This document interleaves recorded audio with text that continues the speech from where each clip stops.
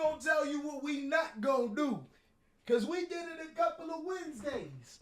We not gonna forget about Workout Wednesday. What's going on with y'all, big dog? And it is an amazing day for Yu-Gi-Oh! I hope that your day is going phenomenal, but if it isn't, don't let what happened at the beginning of your day ruin the rest of your day. Speaking of such, it is Workout Wednesday, as I said before. And for the people that don't know, Workout Wednesday is a small little tidbit where hopefully I can get you into the gym, inspire you to get there if you're not. And if you are, well, giving you the information that you may need to progress even further. One of the most important things, I'm telling you, this is ridiculously important in whatever stage you're at, beginning, intermediate, and advanced. A lot of us tend to forget this. This will help you lose weight, whether you lift weights or walk or whatever or not. Drink water. I know it seems like one of the most stupidest things ever, but a lot of us do forget about it. The recommended amount of water is 8 ounces a day, but to be honest, it varies from person to person. I know some people that drink a little bit less than 8 ounces. I know some people that drink a lot more than 8 ounces. But one thing that I want you to do for this particular video is to get a cup of water and drink it throughout this video. Not only will it help you out, it'll help me out because I know that you're drinking water, at least on my watch. One thing that I know we are all hoping for Konami to spill the water on is this upcoming Forbidden List. I actually have Konami dropping the Forbidden List on May 12th. I want you guys to go ahead and let me know, when do you think it's coming out, if I'm like super psychic or something. I have been right about so many things about the Forbidden List before. I actually think I'm one of the most accurate content creators, especially when it comes to Forbidden List. And boy, if I'm right, there are gonna be some mind-numbing changes. But of course, this is just a prediction list. I actually want to know, what do you think about my prediction list? Let me know down below in the comment section. Does it suck? What things need to go on this list and what things need to go off? As well as post down below, what are your predictions for the upcoming list? I actually asked my Twitter and you guys have some pretty interesting takes. L wants Terror Top to 3. I actually do too. And I'll be going over some of you guys' hot takes throughout the video. First, we'll start off by going through the unlimited cards, as these cards typically have the least impact when they're brought off the list. And to be honest with you, over the course of time, for the exception of like skill drain, they haven't really done anything. The first card we are going to be talking about unlimited is a Hero Lives. Now, Hero Lives is going to be an awesome card for the hero strategy, but you know, we're still waiting on heroes to actually do something relevant. Unfortunately, hero players have been robbed for way too long. This card is long due to come off the Forbidden List, so hero players can lose to Ash Blossom and Joyous Spring.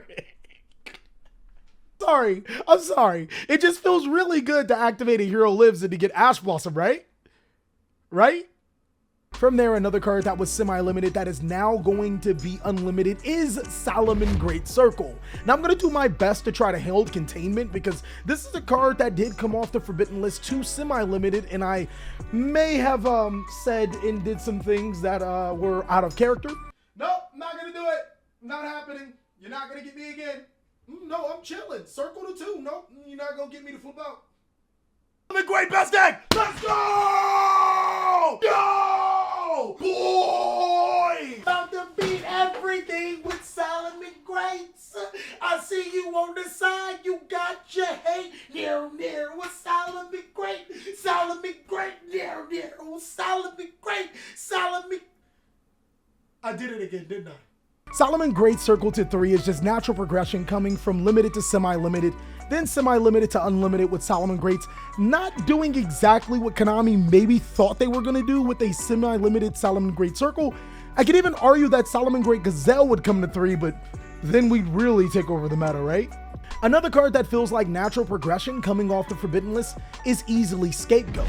Now, Scapegoat originally found its way there in a Master Rule 4 when we needed to link summon in order to go into the extra deck. It provided a great way to summon link monsters to our side of the field for free.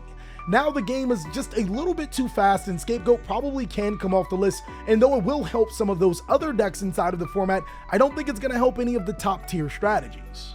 Hey everyone, it's TheCaliEffect. Scapegoat does help us hero players, as we can summon Destiny or Plasma off of it. Cali doesn't know what he's talking about. Heroes are too strong.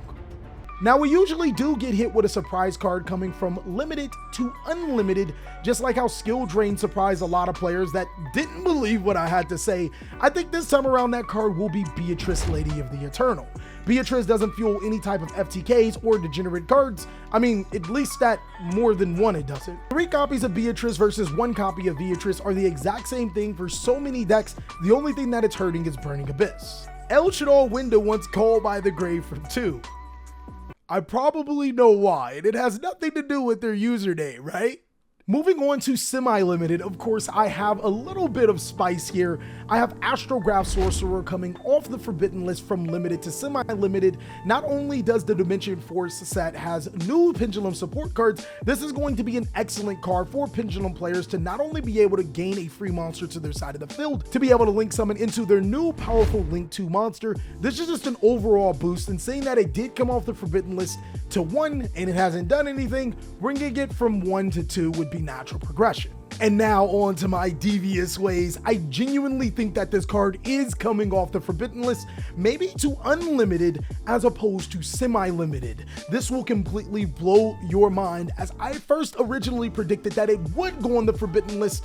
Now I'm predicting that instant fusion comes from limited to semi-limited at the very least. I mean, first, I really wasn't a firm believer of this, but there are way too many things that are adding up. It all starts with Ghosts from the Past 2, giving you instant fusion targets as a random reprint inside of the set. Now granted, those can also be ready fusion targets and are much needed reprints, but it also gets a lot deeper. Inside of the Dimension Force set, there is another instant fusion target in Predaplant Predaplant Ambulomeliotis. Predaplant Meliodas. Predaplant Ambulomeliotis. I genuinely cannot say this card's name for the life of me. The new Predaplant Fusion monster can be special summoned off of Instant Fusion, and with all of the reprints inside of Ghosts from the Past 2, you would be a little bit skeptical on Instant Fusion, but maybe not sold. And then that's when we saw another card from Dimension Fusion as a TCG exclusive. A card that just so happens to be an instant fusion target, not a ready fusion target, and a super polymerization target. Konami, you think I'm dumb? Instant fusion being semi-limited or unlimited in the next upcoming forbidden list would help so many strategies. Predaplants, the zombie strategy that gets support in Dimension Fusion, as well as Pendulums, which also just so happen to get support in Dimension Fusion. This all just seems to fit too well with me, but even if instant fusion isn't semi-limited or unlimited, I think it's going to have an impact inside of the next format. Kino Yu-Gi-Oh! Wants Harpat 1 and Alberta 1. Oh man, where do you kids come up with this stuff? Moving on to limited, this is actually going to be the game-changing card. Semi-limited and limited were to prepare ourselves for Dimension Force, as well as get rid of some cards that probably shouldn't be there, but I think that Water Enchantress of the Temple will be hit on the next forbidden list in some capacity. Parts of me wanted to put both Water Enchantress of the Temple and Rite of Aramesir to 2. This would severely limit the consistency that it could be played inside of multiple decks, but then I realized if you just limit Water Enchantress of the Temple, you actually get rid of so much. Hitting Water Enchantress of the Temple actually limits the consistency of the engine inside of multiple decks without outright killing the engine for, you know, the adventure token deck that might come out. Honestly, I think that this just genuinely might be too much big brain and too logical for Konami to do. They might do something like semi-limit Rite of Aramesir and that's it. That actually sounds more like it. Another card that actually skirts the forbidden list again, and I'm going to limit, is Christian Hockey Fibrix. Now, a lot of players are probably looking at me like, what are you doing here? This does nothing. This actually does a lot more than you think. Synchro-based decks like Adventurer Synchro, which actually is not an archetype, play 2 copies of Hockley Fibrix because their first one normally does get disrupted. If you actually take this down from unlimited to limited, the amalgamation of engines inside of the deck become way too fragile to be able to play at a high level event. So yes, limiting Christian Hockley fibers is actually the best idea. Not only does it have reprints inside of Ghosts from the Past 2, it's actually pretty important for a lot of strategies inside of this card game, but it also prevents those super engine decks from doing their super engine things. Did I say Christian Hockey Fabrics? Sir, do you have time to talk about our Lord and Savior Auroradon? Ban Wandering Griffin Rider? Yo, you wild. And lastly, what you have been waiting for, banned on this forbidden list. I actually think that this is a clear, concise, very easy hit. It's simple, Predaplant Vert Anaconda.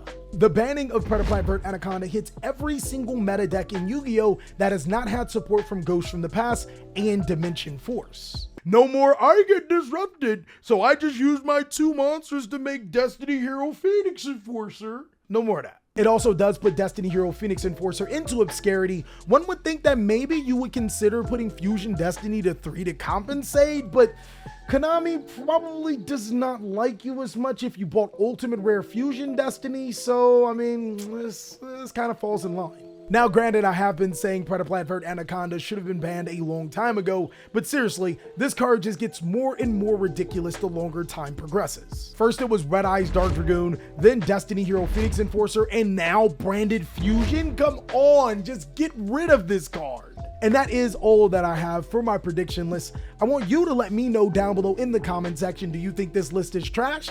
Is it something that you would play under, or what exactly are your thoughts for the next upcoming Forbidden list? Also, be sure to look out on May 12th, Thursday. I want to say maybe around 10 or 11. That's when the Forbidden list will come out. And if I'm right, well, you know, your boy might be right. You can also check out Master Duel Cali as we're already preparing for the Master Duel Forbidden list. And of course, you can check out these other videos. One is actually talking about some rogue decks that won't be hit by the Forbidden list. The other is a rogue tier list. I hope you are having an amazing day, and I'll catch you on the next one.